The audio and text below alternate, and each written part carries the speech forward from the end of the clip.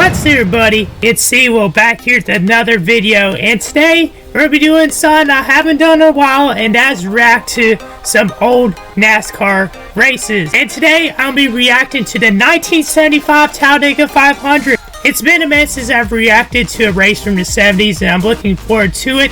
It is Talladega weekend, and I'm sure this video is going to be a great one. Now, I've done plenty of research on races from the 70s, and I'm not quite sure who won this race, but I do know that there was some wrecks in it. Let's go ahead and check out what happened. But the magnetic attraction of an Alabama race weekend is NASCAR Winston Cup Grand Just National people camping Race. out. Campers from 40 states are here to highlight a vacation, local folks to take a day off. That the night steak before a is major that race steak is or a night for burger? socializing, whether it's in the family campers in the infield or at the governor's mansion. To honor the race weekend's Grand Marshal. Oh, wait a minute. I know what this is. So, if y'all don't remember Bill Blair Jr., he interviewed Colbert Seagreaves, and I had that video up on my channel, and he did it for his Thursday night show. If y'all remember that, he talked about this. He talked about that before the races, they usually had a dinner or like a banquet for the drivers, and as they said in the video, the executives and owners and all that. So this is what he's referring to. So it's really cool to see. I didn't know they had footage of this. Five-time world champion Juan Fangio. The talk, politics, There's football, Bill France. Alabama's beautiful weather, all take second place tonight to something totally unique in the world of sport. Super speedway racing, Alabama style.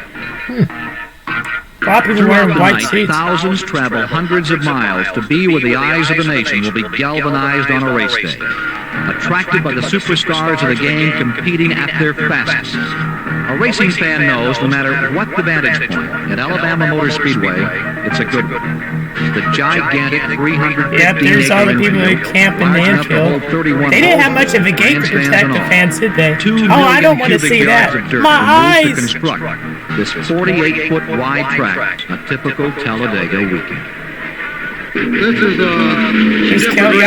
different than anywhere in the world. It's a kind of a racetrack that there's really nothing but speed here. Attraction is a big part of winning here. Dan The drag Pearson. takes effect here. You know, you can Darryl come from Waltrip. I think that was 20 one of his car first lengths years back in the and, just sport. up right up on the bumper, and if you got a car even 10 mile an hour slower, you can go out front and lead the race. If your car's anywhere near capable of going around I the should racetrack, remember his name, but I by can't think of yourself, it at the moment. in a draft, you can just fly.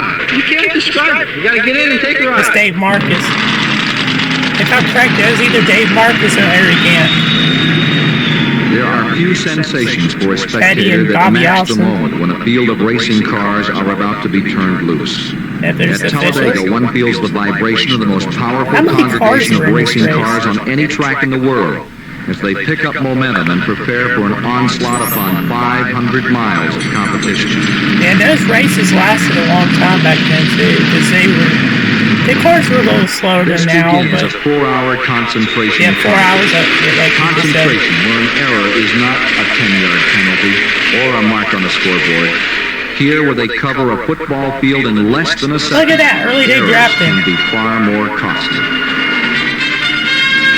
You're watching number 15, Buddy Baker, scream into the lead.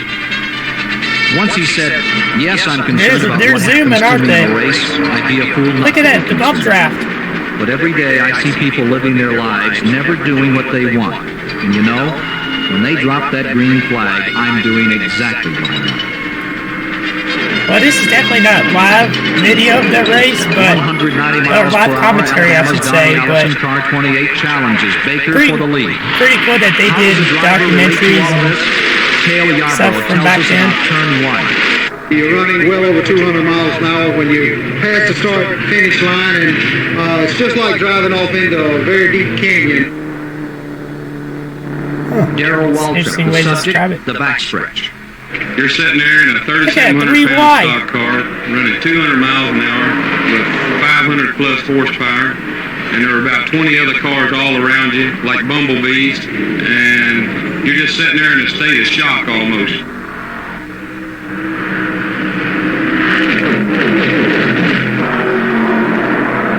Richard Brooks on the trial. Well, the trial here is not the same near as much as it is at Daytona. And you car tends to get a little bit looser. You know, you'll be behind the car, and just all of a sudden you just turn sideways and maybe smoke one rear tire, or sometimes I've seen him smoke both of them. I've seen Bobby Allison out there last year, and he just laid a haze all the way through the turn away a little bit tires, and that's pretty impressive. Here comes David Pearson with the slingshot. Kale on turn 3. Or no, not that wasn't David Pearson. No, was that Pearson? Because Kelly Yarbrough drove the 21 also. Daytona winner Benny Parsons gives us the perspective in turn 4. I like how they have different drivers giving their thoughts in each corner. That's pretty cool. Bob Lee changes here. With brave men, knowing what the dues are, willingly say, for me, this is worth it. I'm willing to risk it all. Oh, that's a slow car in the lead's way. Look at that. They about nailed him. He's just in the way. Surprised none of them wrecked there.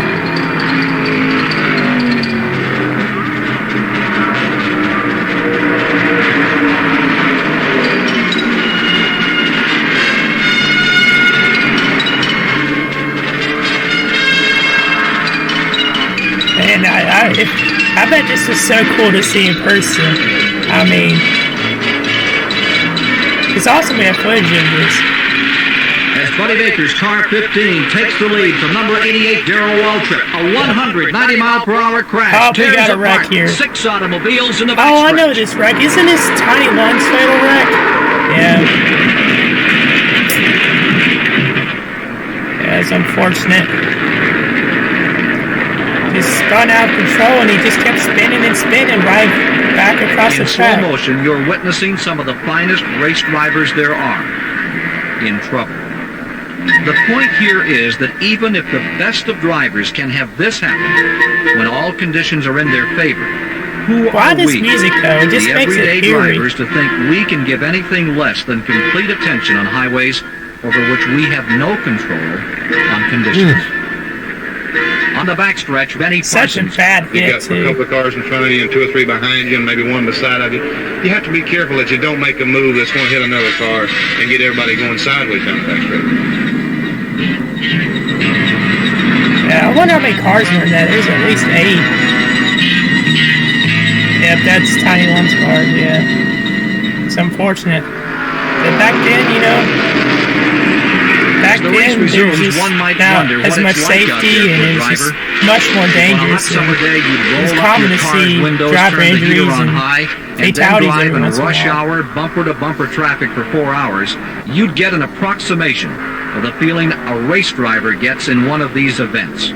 Of course, you'd be missing a thing or two, like 190-mile-per-hour plus speed, or the gentle Is that ting James of Holden in someone the nudging 48 your rear car out bumper front? at full flight.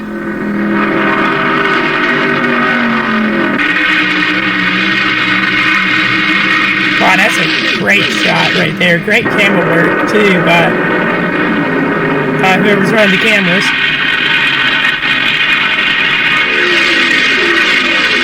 And I don't know about y'all, but this is so cool to see. I love going back and watching races from back in the day. I mean, it just fascinates me. Donnie Allison, car 28, regaining the lead from Darrell Waltrip. Lead changes tell the story as to why this kind of racing, The Alabama gang, Donnie Allison and Bobby Allison up in front. Other forms of motorsport usually see 3, perhaps 15 lead changes in a similar distance race. This track has a record of 64 official lead changes. 64, yeah, that's the record back then. The record now is 88, which was in lead changes 2010. as they swap back and forth around the track. Oh, there's a car on fire. Naturally, this kind of competition takes its toll. Yeah, Lone you know, there's engines going to turn be a racers bunch of mechanical into failures as the race goes even along. among giants like Waltrip, After this video ends, we're going to look on Racing Reference and see like Cale Yarbrough. see where everyone David finished and Pearson. everything. Yep, there's the blown engine. Sadly, too, it shortens the day for their determined crews. You know, people don't realize, like, back then, right, there wasn't that many cars on the lead lap at the finish, which people would say made the racing not as good back then, which is false because the racing back then was great. It's just the mechanical issues caused there to be less cars on the lead lap, and that's just how it is. Nowadays, the cars are all the same almost. And we can get more into that discussion. I've talked about it before on the podcast. Oh, wow, yeah, that's pretty on the backstretch, Richard Brooks rides one down. Oh, yeah, I've seen this wreck before. Yeah.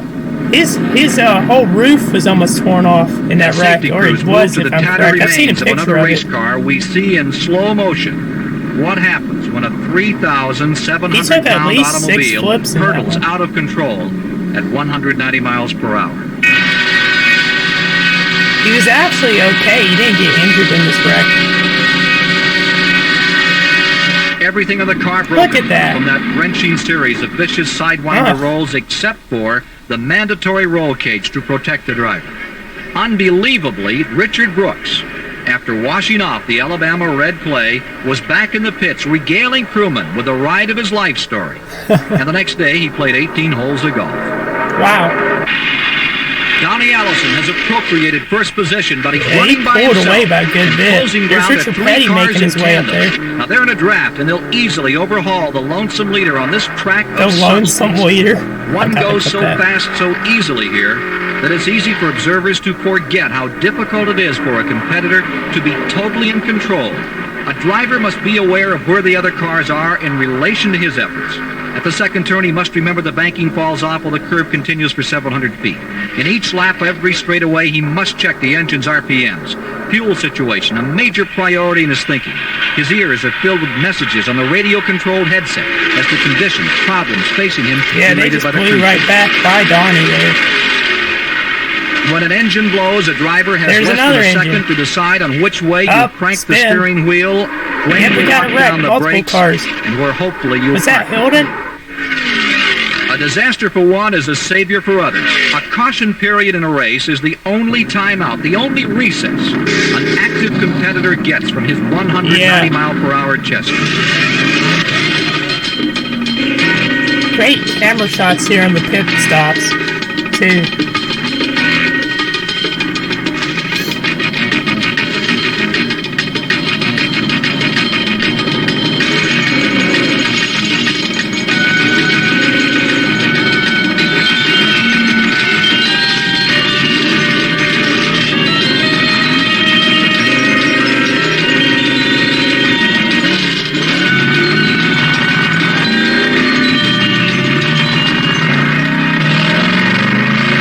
Up this road. It's Bobby Allison leading.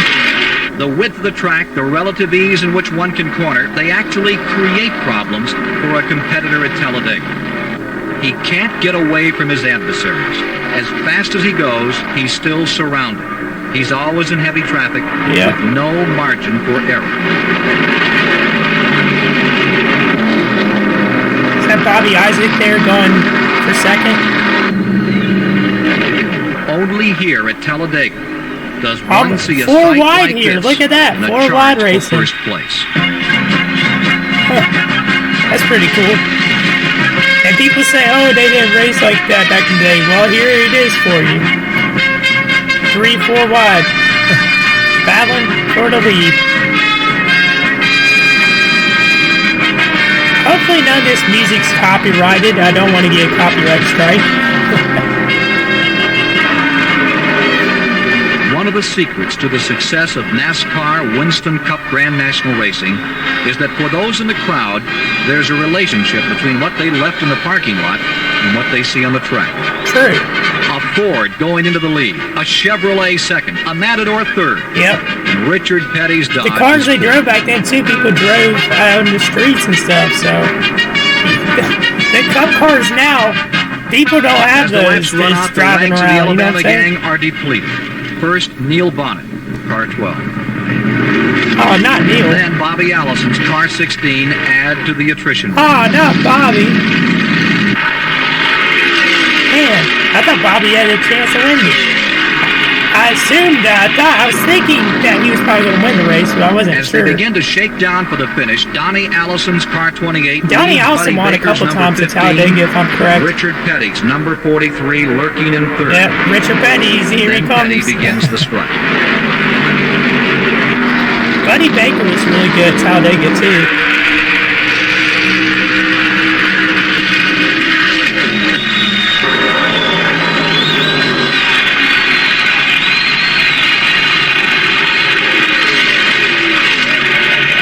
Look at that, here comes Petty. A final caution when Joe Mihalik detonates an engine, gives the trio a last respite on pit road before the all-out assault on the checkers. That's going to be 3-car shootout for the finish here. So he gets up pit road first.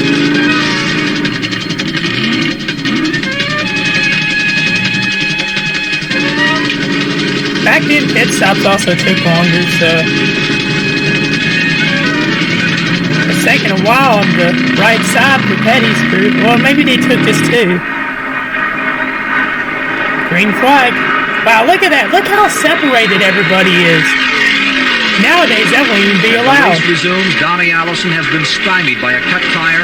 He comes up to speed behind the decision maker. Yeah, Johnny's out of the Buddy contention now. Baker's Ford, Richard Petty's Dodge will decide the $165,000 showdown in a Talladega weekend. Oh boy.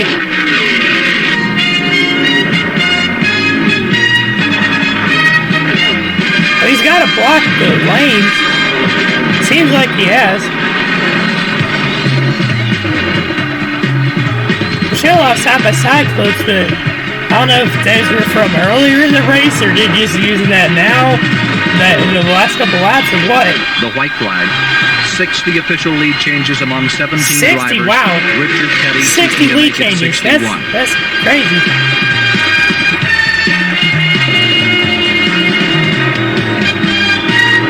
Well, Buddy is pretty far in the lead here. I don't think Richard's going to catch him in time. Half a lap to go. Baker still deployed in first. The Trying to break his draft. I don't know if you all can see that, but he went low and he went high to try to break his draft. Petty gained on him a little bit in turn 3 and 4. Oh, he's caught him a little. Turn 4. Petty sets up the slingshot by Baker for the finish. Oh, boy, get by him though. But Baker refuses to be intimidated by the master. Oh, wow, Forces look at Petty that. out of the throttle. Wow, Buddy that's Baker, close. the That's winner. much closer than I thought it was going to be. Now these drivers going to turn another driver to win that race. Wow, that's crazy. Tomorrow, Why have I not seen that finish until now? That's a really radio, good finish newspaper, there. television will tell the world of this weekend's exploits at this, the fastest track. They'll relate how this man cranked out competitive laps at he's cramping up, you 196 can plus tell. miles per hour. And 70,000 people will return. Well, I don't want to pause at that point, but hey, how about that? Let's check out the stats from this race. Alright, so margin of victory 5 feet. There is 60,000, 60,000, 60 lead changes. Wow, 8 laps. Yeah, the race is about 4 hours. Yeah, I assumed that those two, Baker and Petty, were the only 2 cars on lead lap there at the end. Baker led the most laps at 93. Wow, there's 50 cars in this race. And a good bit of them, 24 of them, had either mechanical issues or was in a wreck. Now look at this, the lap leader breakdown. Look how many different leaders there were. That's crazy. And people said the racing back then was not that good. Hey, come on, y'all. Anyways, wow, that was a great race. I really enjoyed watching that.